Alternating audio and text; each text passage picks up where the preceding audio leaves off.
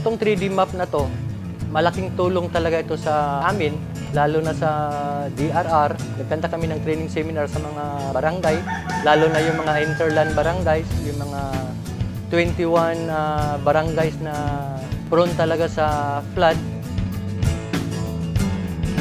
Talagang nakita nila kung bakit malaki ang volume ng tubig sa mga river na nakikita nila dito.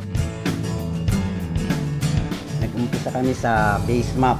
Nakalagay doon ng mga elevation with a distance of 30 meters per elevation. Tapos, tinirace namin yon, nasa ilalim yung karton. Pagkatapos ng karton, kinat out namin yung elevation na na-trace doon.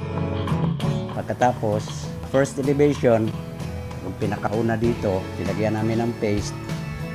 Tapos yung second elevation na naman, i-trace, tapos cut out, and then naglagay kami ng paste. Tapos itinatong doon sa first na karton hanggang nabuo ito. May mga NGOs kaming kasama. Meron ding representative coming from DEX, City Planning, Development Office. Backbreaking. Sakit talaga sa likod, pero enjoy na enjoy ako sa paggawa. At saka informative, mas maganda itong 3D. Informative, makikita mo talaga kung anong bundok ito, o anong lugar yan, anong ilog to.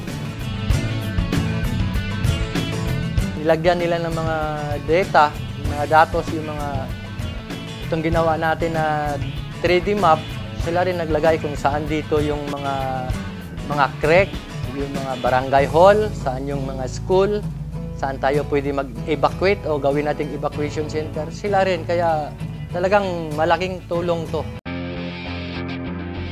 Ang daming map na kami na lang naglagay ng pintura kung saan ang flood prone, saan ang mga prone sa fire. Hanggang sana buo na natin to. Wow! Okay pala to ah. Ganito palang iligan. Ganito palang entire iligan. Puro bundok. Maliit lang yung yung plain.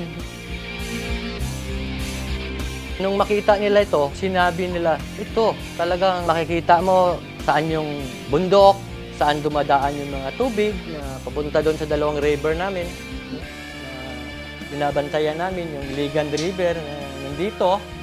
Saka yung Mandulog River. Yung mapa lang na ordinaryo, mahirap maglagay ng mga data. Hindi katulad nito na 3D map na talagang nakikita nila na kung uulan pala doon sa bundok, eh yung tubig na pababa, kawawa yung dito sa downstream. Hindi pa tapos talaga to, no? Susunod siguro, baka yung mga data na kumpleto talaga mailagay na natin dito. Tsaka sa susunod, kung matatapos na ito, ilagay ito sa na makikita ng mga tao, halimbawa doon sa lobby ng City Hall dito sa Iligan, para pag may mga taong bumibisita sa City Hall, makikita nila ang 3D map na ito. Saka malaman nila na catch basin talaga ang Iligan sa tubig.